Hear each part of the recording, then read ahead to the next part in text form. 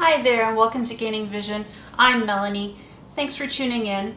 Have you had an opportunity to subscribe to the channel yet? If not, take a second, hit subscribe, and please don't forget to like and share. Today I want to talk about something we all have, and that's emotions. There's so many complex emotions, but I'm going to just start by talking about the 6 basic emotions that we can feel. The challenging thing with emotions is, as we're brought up as children, many of us have been told to feel free to express how we're feeling and the emotions that we have, and to identify what those emotions mean. Whereas others of us have been told that we shouldn't show our emotions. It's a sign of weakness. So half of us really express our emotions and are comfortable with talking about them, and the other half of us are not. So when the two parts merge, it can be somewhat challenging. So I thought I would talk about the 6 basic emotions, talk a little bit about how we show them, understand them a bit more, and then further on another time we'll talk about different variations of emotions. So this may be an ongoing saga because it's so important for us to express our emotions. Because if you don't, you keep them bottled up. What happens is we don't deal with what we're feeling, and all of a sudden, kaboom, they explode. So let's get to it. Happiness. Happiness is an emotion that all of us strive to feel. We want to be happy, and we can show this in many different ways. It can come across in the language we use, the tone of our voice, the gestures, our facial expressions, by smile, and also come through in the positive words that we use. Happiness is something that we all want to feel, and it's not necessarily based on having outside factors make us happy, but happiness within ourselves. There'll be a lot of things going on in our lives that may not make us happy, but we always want to seem to get back to that emotion of happiness. The second one, contrary to happiness, is sadness. And of course, same thing with happiness. We can show it through our body language, the words we use, the tone of our voice, and even by crying, looking sad, depressed. And sadness can lead to a lot of negativity in our lives. So both with happiness and sadness, if we don't share how we're feeling and put it out there to the world, we keep it bottled up. And that can be counterproductive when dealing with emotions. The third one, we've talked about it before, is fear. Fear is an emotion that is a gut reaction, almost like that safety contraption that shows us that the situation should be something we're afraid of. Now this could be external or internal, things that we might be afraid of. But fear is an emotion that we definitely need to explore further because, again, being bottled up can lead to long-term negative effects.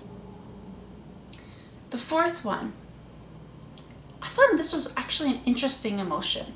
And think about it when I say it. How often do you feel this emotion? And that's disgust. It could be disgust of something you see, something you smell, or perhaps something you're witnessing that is morally wrong. You can feel disgust in a passionate way, like ew! Or it could be something that just really makes your insides turn inside out. Then what happens? We have to also look at how it affects our facial expressions, our tone of voice, our body language. And if we don't express that, if you see something that just grosses you out and makes you absolutely disgusted, and you just keep it inside, that's another emotion that will just build up and build up. So we've got happiness, sadness, fear, disgust, anger. Anger is a very severe emotion, and it can be both negative and positive. So anger, obviously, if not dealt with emotions, can be bottled up into the point where it explodes. You can be anger towards a situation, anger towards a person, but anger is a very strong emotion that needs to be dealt with. Usually with your body language, arms are crossed, your facial expressions are negative, they're like looking unhappy or furrowed in the brow, and your tone of voice will definitely be stern or angry and yelling, and it's just not necessarily a great emotion to keep inside. And then, of course, there's surprise. Now, this is an interesting emotion because surprises can be also good and bad. You could be surprised, you have a surprise visitor come see you that you're pleased to see, and then you could, of course, have a surprise visitor you're not so happy to see. It can show us in different ways. It can be, again, with facial expressions, like a shock, or it could be a pleasant surprise. It can definitely show different body language, like putting it like this. Surprise is an interesting emotion. I really didn't consider it an emotion until you start to really dissect and look at all the different aspects. Surprises, as I mentioned, can be good and bad. And when you have a good emotion, you usually get a positive, happy feeling. And when it's a negative one, you could be surprised, and fear and anger, all of those other emotions get tied in. And that's where the merging of emotions come. So back to us being children, being told to express our emotions. I remember my parents always used to say, talk about how you feel because it's not good to keep your feelings inside. So simple things on the playground, you get into an argument, and the he said, she said thing on the playground.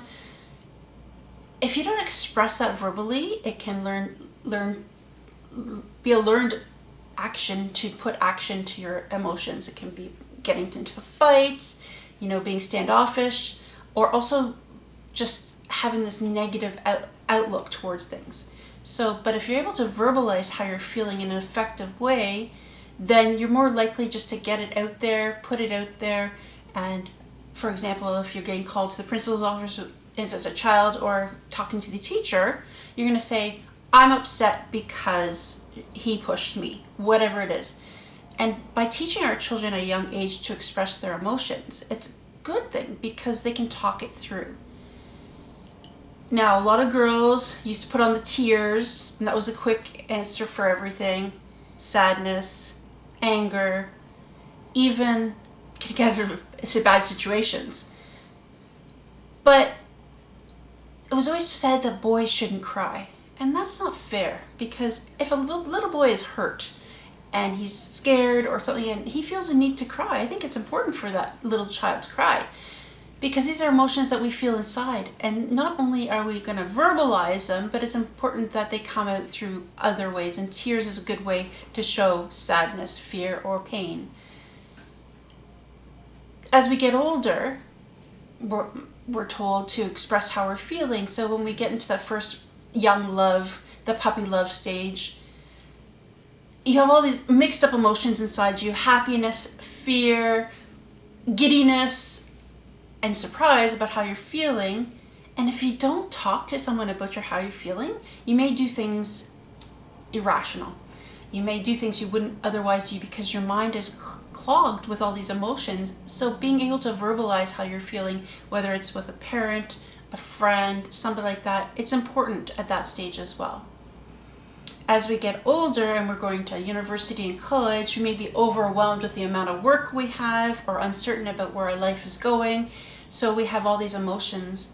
It could be happiness about being away from home for the first time, or sadness if you're homesick. It could be the fear of I'm not good enough, that sort of thing you're dealing with schoolwork, or the anxiety of too much work and not knowing how to cope.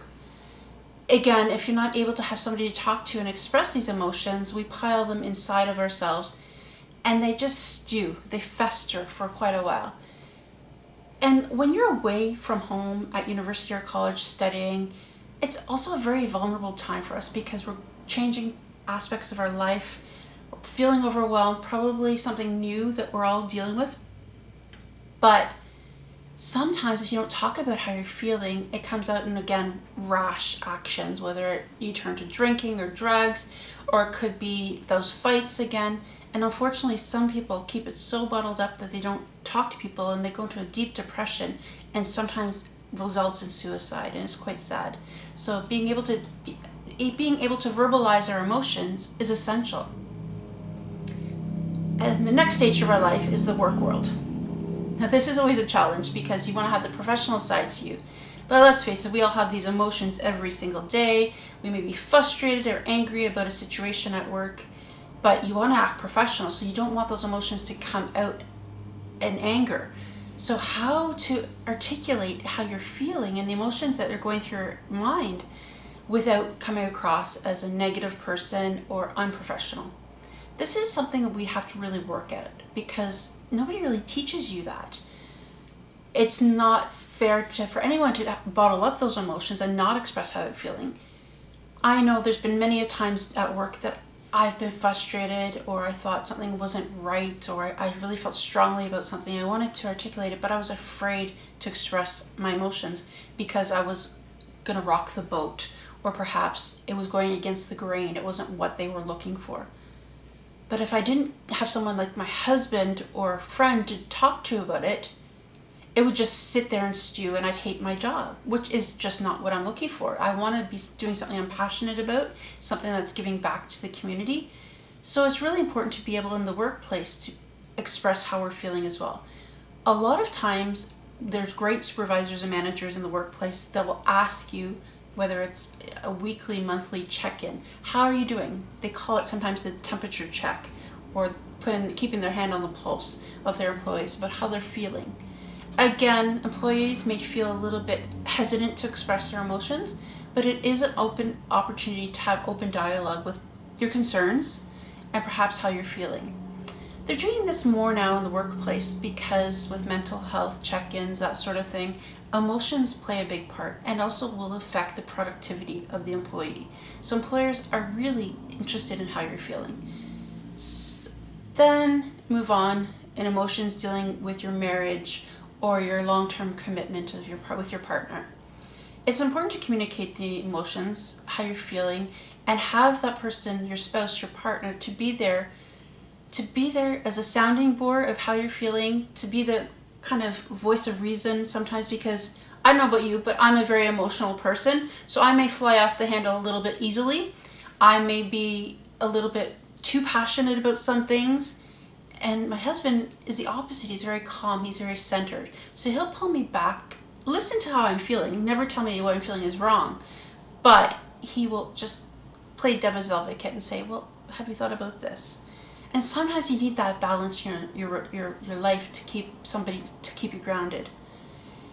Emotions can take the better of you, and you can act rashly, as we talked before. And that can happen sometimes, especially in a marriage or a relationship, as this is the person you love the most in the whole world.